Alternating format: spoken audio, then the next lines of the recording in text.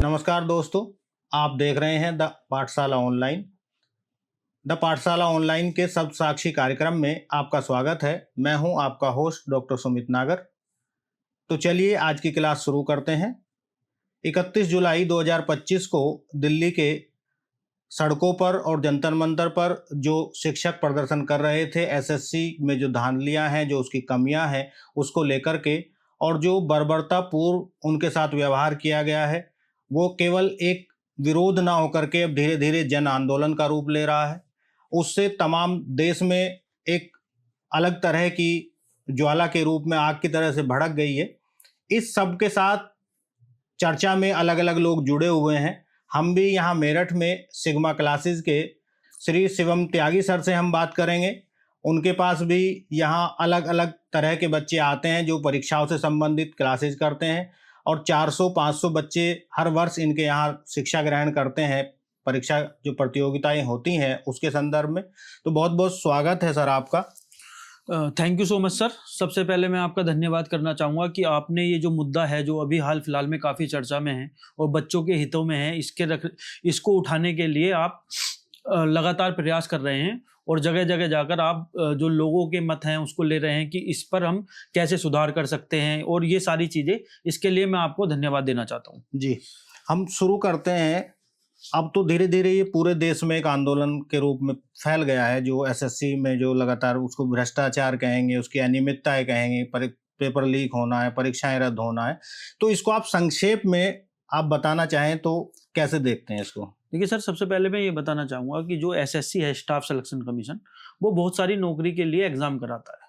वो 3 लेवल पर basically exam कराता है। पहला है 10th लेवल पर, उस पर MTS का एग्ज़ाम है, SSC GD है। उसके बाद 12th लेवल पर कराता है CHSL, और सिलेक्शन पोस्ट का एग्ज़ाम कराता है 10th लेवल पर, 12th लेवल पर, और फिर CGL कराता है ग्रेजुएट लेवल पर। ऐसे ही वो CPO का एग्ज़ाम कराता है।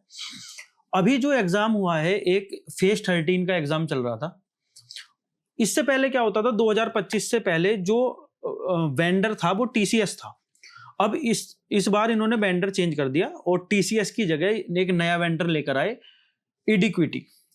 अब उसके साथ दिक्कत ये हो रही है, वो पहला एग्जाम करा रहा है, तो बच्चे जब एग्जाम देने जा रहे हैं तो उन्हें वहां पता चल रहा है कि एक फ्लोर पर तो कोई कार्यक्रम चल रहा है, वहां डीजे बज रहा है, दूसरे फ्लोर पर उनका एग्जाम है। तो ऐसे में बच्चे कैसे एग्जाम दें? दूसरी जो मेन प्रॉब्लम आ रही है वो ये है कि जब बच्चे एग्जाम दे रहे हैं तो जो माउस है, जब वो उसको क्लिक करने के लिए माउस का यूज कर रहे हैं तो वो माउस काम नहीं कर रहा है, उनका सर्वर प्रॉपर काम नहीं कर रहा है। अब ऐसे में जब बच्चे अपनी आवाज उठा रहे हैं तो उनके साथ मारपीट हो रही है। तो ये मुद्दा इस टाइम इसलिए बिल्कुल चर्चा में है क्योंकि अभी अभी फिलहाल में ही एग्जाम चल रहा है और बच्चों के साथ बहुत सारी दिक्कतें हो रही हैं। बच्चों का एग्जाम सेंटर 300-500 किलोमीटर दूर फेंका जा रहा है। तो ये इसीलिए ये जो बच्चे हैं और टीचर्स हैं ये अपना आंदोलन कर रहे हैं। जी, जैसा अभी आपने जिक्र किया कि जो वेंडर चेंज हुआ है उससे एक तरह की समस्याएं ज्यादा क्रिएट हुई हैं बनिस्बत पहले के मुकाबले। तो जो TCS से ये इक्विटी जो आपने कहा, इसको वेंडर जो चेंज हुआ, इसके पीछे आप क्या देखते हैं, जबकि वो पहले से डिबार है परीक्षाओं में? जी, ये जो वेंडर है एडिक्विटी, इसके बारे में मैं आपको बताना चाहता हूँ। पहले ये पेपर ऑफलाइन होता था 2013, 14, 15 तक। फिर 2016 में पहली बार ऑनलाइन पेपर कराया। 2013 का पेपर आउट हुआ, मेंस का पेपर। फिर ये लगा कि ऑनलाइन से चीजें सुधर जाएंगी। फिर 2016 से पेपर ऑनलाइन होना स्टार्ट हुआ। ऑनलाइन में इन्होंने टेंडर दिया पहली बार, तो वो टेंडर मिला सिफी को। अब सिफी के साथ ये दिक्कत हुई, 2017 का जो पेपर है मेंस का, उसकी आंसर की पहले ही आउट हो गई, सोशल मीडिया पे वायरल हो गई। उसमें CBI जांच हुई, कोर्ट को भी लगा कि सारी धांधली हुई है, सब चीजें हुई हैं, लेकिन लास्ट में उसको ओके कर दिया गया कि रिजल्ट पब्लिश कर दीजिए आप जी। अब उसके बाद सिफी को बैन कर दिया गया। फिर नई कंपनी आई TCS ने अच्छे से एग्जाम कराए, सब चीजें बिल्कुल प्रॉपर हो रही थी। लेकिन दिक्कत ये आनी शुरू हुई कि पिछले साल TCS ने जो मेंस का पेपर है उसमें लगभग 18-20 क्वेश्चन गलत पूछ लिए। अब SSC की वो देखिए बेशर्मी, आप क्वेश्चन गलत पूछती है और एक क्वेश्चन के लिए 100 रुपए लेती है एक बच्चे से। अगर मान लीजिए मेरे पेपर में 5 क्वेश्चन मुझे गलत लग रहे हैं और मैं SSC से कहूं कि मेरे 5 क्वेश्चन गलत हैं, तो वो कहती है कि हर क्वेश्चन के हिसाब से 100 रुपए जमा कर दीजिए आप। तो 5 क्वेश्चन भी गलत और 500 रुपए मैं SSC को जमा करूं, फिर उसके बाद वो उस पर एक्शन लेगी, उस पर देखेगी गलत है नहीं है वो सारी चीजें। तो अब इस पर जब पिछली बार थोड़ा सा आंदोलन हुआ, लोगों ने बात रखी, टीचर्स ने बात रखी, तो ये हुआ कि वेंडर चेंज करेंगे। अब वेंडर दे दिया एडिक्विटी को, और एडिक्विटी जो कंपनी है ये पहले से ब्लैक लिस्टेड है, जबकि टेंडर में लिखा है कि किसी भी ब्लैक लिस्टेड कंपनी को नहीं मिलेगा टेंडर, जो नॉर्म्स हैं एसएससी के। अब एडिक्विटी को टेंडर दे दिया इन्होंने, वो पहले से ब्लैक लिस्टेड है, वो एमपी पटवारी के एग्जाम में और भी एक दो जगह वो ब्लैक लिस्टेड है, उसे टेंडर दिया। अब जब एसएससी चेयरमैन से ये पूछा गया कि बच्चों के साथ इतनी दिक्कतें हो रही हैं, ये सारी चीजें हैं, तो आप इसे कैसे देख रहे हैं, तो चेयरमैन साहब कह रहे हैं कि ये जो है टीथिंग प्रॉब्लम है, क्योंकि ये पहला एग्जाम करा रही है तो ये प्रॉब्लम स्वाभाविक है। अब आप बताइए, जो बच्चा 700 किलोमीटर 800 किलोमीटर दूर जाके एग्जाम दे रहा है और उसका पेपर कैंसिल हो जा रहा है, तो ये मतलब इतने आसानी से कह देना कि टीथिंग प्रॉब्लम है, ये तो पहला एग्जाम करा रही है, ये प्रॉब्लम होती है, तो ये तो मुझे लगता है सर बहुत गैर जिम्मेदाराना बयान है। जी, जैसा आपने अभी कहा कि 500 किलोमीटर से भी ज्यादा दूर सेंटर दिए जा रहे हैं। जी, भारत चूंकि ग्रामीण परिवेश का देश है, अधिकांश लोग ग्रामीण क्षेत्रों से आते हैं, और बच्चे जो पढ़ने वाले तैयारी करते हैं उनमें भी अधिकांश संख्या ग्रामीण क्षेत्रों से आने वाले बच्चों की है। जी, आज भी एक धारणा है और एक सच्चाई भी है कि एक तो व्यवस्था उस तरह से नहीं है, साधन नहीं है यातायात की, जी, और धीरे धीरे उपलब्धता हुई भी है। तो खासतौर से अगर हम लड़कियों की बात करें जी, तो वो अकेली कहीं भेजी नहीं जाती है आज भी, उसके जी, माता पिता भाई बहन कोई ना कोई एक उसके साथ जाता है। जी, 500 किलोमीटर की दूरी तय करना, जी, और उसके बाद वहाँ ये भी देखने में आया है कि जिस सेंटरों पर छात्राओं की परीक्षा हुई उनको रात को लेट 10 बजे 11 बजे तक वहाँ से बाहर निकलने के लिए जी, परमिशन दी गई। जी। तो ये आपको नहीं लगता है कि सीधे सीधे एक लोकतांत्रिक देश में उनके अधिकारों का हनन है? देखिए सर, सारी बात इंफ्रा की है। जो कंपनी टीसीएस थी उसके पास इंफ्रा था, वो अच्छे से एग्जाम करा रही थी। अब इन्होंने पता नहीं क्या सोच के एडिक्विटी को सेंटर दिया है, इनकी धांधली है, इनकी सेटिंग है, क्या मामला है। जो एक तो ब्लैक लिस्टेड कंपनी को आप टेंडर दे रहे हो, दूसरी बात आपको पता है उसके पास संसाधन नहीं है, आप खुद मान रहे हो, तब भी आप उसे टेंडर दे दिया। मेरी तो समझ में आ नहीं रहा, बच्चे इतना भटक रहे हैं, 700 किलोमीटर सेंटर डाल रखे हैं। एक बच्चा है जम्मू कश्मीर का, उसका सेंटर दिल्ली डाला है, जबकि वो ब्लाइंड है। तो ये मेरी समझ से बाहर है, और मुझे लगता है सारे जो भी टीचर्स हैं हम सबकी समझ से ये बाहर है कि पता नहीं क्या सोचकर इन्होंने ये किया है। एक तरह से तो ये लगता है, खैर जो हमने पूछा है ग्रामीण क्षेत्रों की बात है, जैसा आपने एक शंका जाहिर की कि ये किस वजह से हो रहा है आपको समझ नहीं, सीधे सीधे नहीं लगता कि एक भ्रष्टाचार है, जिस वेंडर का अपना सॉफ्टवेयर नहीं है। जी, टीसीएस के तो अपने सॉफ्टवेयर थे, जी, इसका प्रॉपर सॉफ्टवेयर भी काम नहीं करता है। जी। एक चीज तो ये हुई, दूसरी ये हुई कि ये सीधे सीधे प्रथम दृष्टा नहीं लगता कि भ्रष्टाचार की वजह से ही उस कंपनी को दिया गया होगा, जो कि पहले से डिबार है। अब सर इन्होंने ये किया कि हम एग्जाम जो कंडक्ट कराएगी वो दूसरी कंपनी कराएगी, पेपर कंपनी बनाएगी दूसरी कंपनी बनाएगी।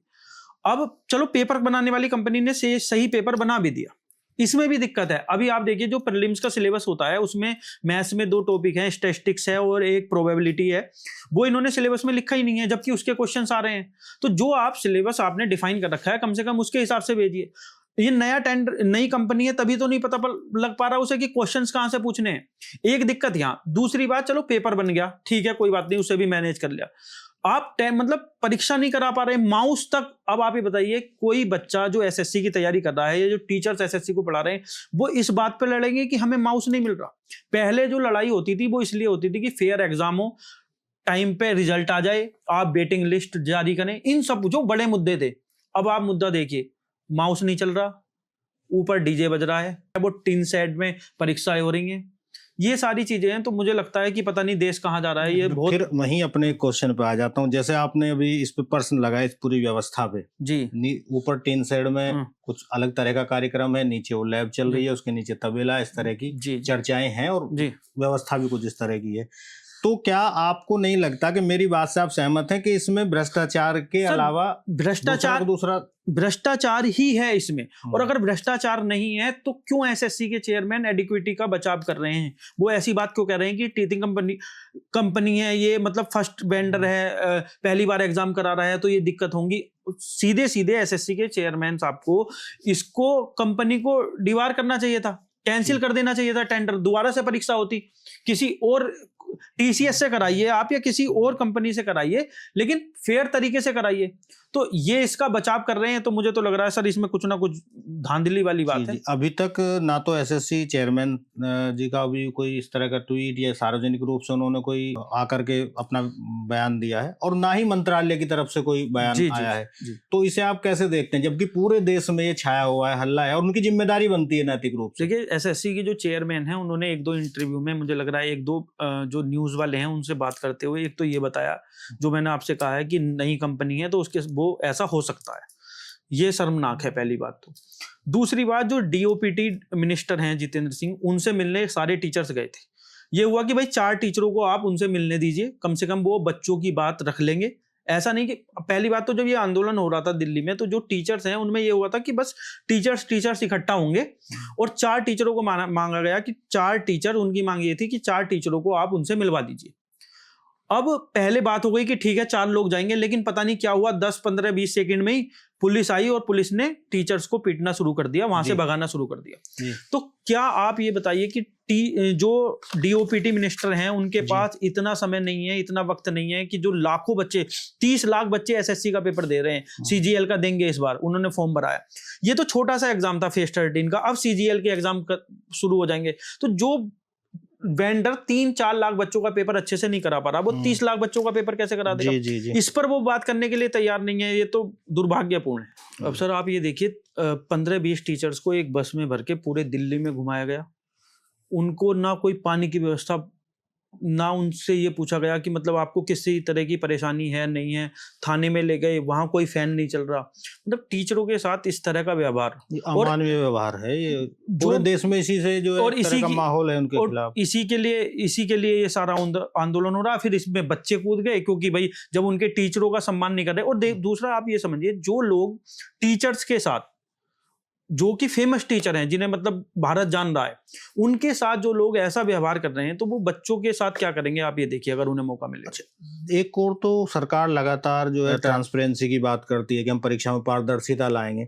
दूसरी ओर लगातार हम और आप चर्चा कर रहे हैं या अन्य लोग जो मीडिया के माध्यम से चीजें आ रही हैं कि लगातार वेंडर के ऊपर डाला जा रहा है कि वेंडर की वजह से, हम मान लेते हैं वो भी एक पक्ष है। तो क्या केवल वेंडर पर ये आरोप डाल करके एसएससी को खुद जिम्मेदारी नहीं लेनी चाहिए, मंत्रालय को खुद जिम्मेदारी नहीं लेनी चाहिए? आप ये देखिए, यूपीएससी का एग्जाम यूपीएससी खुद कराता है, उसमें तो कभी नहीं देखने के लिए मिलता कि ये इतनी सारी प्रॉब्लम हो रही है। जब आप एक वेंडर को, एक प्राइवेट कंपनी को पेपर कराने का ठेका देंगे, तो वो हर तरह से अपने पैसे बचाने की सोचेगा, ठीक है। अब उसकी क्या जिम्मेदारी है? आप ये देखिए, पेपर चल रहा है और जो वहां इन्विजिलेटर है वो अपनी रील बना रहा है, वीडियोस बना रहा है, तो उसकी कोई जिम्मेदारी नहीं है। उसे तो पता है कि क्या होगा, ज्यादा से ज्यादा मुझे मेरी जो एक शिफ्ट की सैलरी है वो नहीं मिलेगी, 800-900 रुपए, 1000 रुपए नहीं मिलेंगे, उसे कोई डर नहीं है। जबकि अगर पेपर एक सरकारी संस्था अच्छे से प्रॉपर तरीके से कराएगी, वहां जो सरकारी लोग हैं उनकी ड्यूटी लगेगी, तो उनकी जवाबदेही होगी कि भाई पेपर में धांधली कैसे हो गई, ये सारी चीजें कैसे हो गई। अब प्राइवेट कंपनी के साथ तो यही सारी प्रॉब्लम है। आप इसे छोड़िए एसएससी को, आपने पिछली बार नीट का देखा, नीट तो एनटीए कराती है, उसमें कितने बच्चों के 720 में से 720 नंबर आए, उस पर कितना हंगामा हुआ। तो ये एसएससी का ही हाल नहीं है। एसएससी देख लीजिए, नीट आपने देखा, रेलवे का इससे बुरा हाल है, जो स्टेट एग्जाम्स है उनका इससे बुरा हाल है। आप यूपी में शिक्षा भर्ती को देखिए, शिक्षक भर्ती 5-6 साल से कोई भर्ती नहीं है। तो आपको अगर पूरे परिदृश्य को हम देखें तो नहीं लगता कि जो एसएससी जैसी या इसके अन्य जो उस तरह की जो प्रतिष्ठित परीक्षाएं हैं वो अब निजी ठेकेदारों की मनमानी का एक केंद्र बन गई हैं? वहाँ परीक्षाएं पास करना, वहाँ रोजगार पाना अब एक तरह से किसी के ऊपर निर्भर करना है, सामान्य रूप में कहें तो भाग्य की बात हो गई है। जिसका जिससे संबंध होगा, उस तरह की वो धांधली में संलिप्त होगा, तो उम्मीदें होंगी और मेहनत का कोई औचित्य नहीं रह जाएगा। अब सर जिस तरीके से चल रहा है उस हिसाब से तो यही लग रहा है कि भाई अगर आपकी सेटिंग है, आपके पास पैसा है, तो आपको नौकरी मिलेगी, वरना नौकरी का कोई मतलब नहीं है। और अगर सरकार चाहती है कि ये सारी चीजें एक मतलब फेयर तरीके से आए, तो सरकार को जवाबदेही तय करनी पड़ेगी। सरकार को अपने लोगों के बारे में भी, अपनी संस्था के बारे में भी सोचना पड़ेगा। और अगर पेपर प्राइवेट कंपनी से ही कराना है तो उसको वेंडर कम से कम ऐसा चुनना पड़ेगा जो शक के घेरे में ना हो। एक तरफ हम लगातार प्रचार कर रहे हैं, हमसे मतलब है सरकार प्रचार कर रही है कि हम विश्व गुरु बनेंगे, विश्व गुरु बनने की ओर हैं। जी दूसरी ओर हम छात्रों पर और शिक्षकों पर लाठीचार्ज कर रहे हैं, और वो भी जो उनके साथ जो व्यवहार किया गया वो एक लोकतांत्रिक देश में मान्य नहीं हो सकता। जी। तो इसको आप कैसे देखते हैं? देखिए सर, विश्व गुरु बनने की बात तो ये है कि कुछ सेक्टर ऐसे हैं जिनमें वाकई में हमने अच्छा किया है। जी आईटी सेक्टर है और कुछ बहुत सारी जगह ऐसी हैं, लेकिन ये जो सेक्टर है जिसमें गवर्नमेंट एग्जाम्स होते हैं और जो बच्चा एक सरकारी नौकरी की तैयारी करके एक नौकरी पाता है, उनकी हालत पिछले कुछ सालों में खराब होती जा रही है। नौकरियां लगातार घट रही हैं। पहले आप वैकेंसीज देख लीजिए, यूपीएससी में कितनी आती थी, अब कितनी आ रही हैं। एसएससी में कितनी वैकेंसी आती थी, अब कितनी आ रही हैं। हम तो कह रहे हैं कि आप वैकेंसी भी अगर घटा रहे हैं तो तरीके से करिए, जितनी भी वैकेंसी आ रही है उनको फेयर तरीके से करिए आप। लेकिन सरकार का जो रवैया है उसे देखते हुए लग नहीं रहा कि सर इस सेक्टर की तरफ सरकार का कोई ध्यान है, एजुकेशन की तरफ कोई ध्यान है। और मुझे लगता है अगर एजुकेशन की तरफ सरकार का कोई ध्यान नहीं है तो विश्व गुरु हम कह तो सकते हैं, लेकिन बस बन नहीं सकते।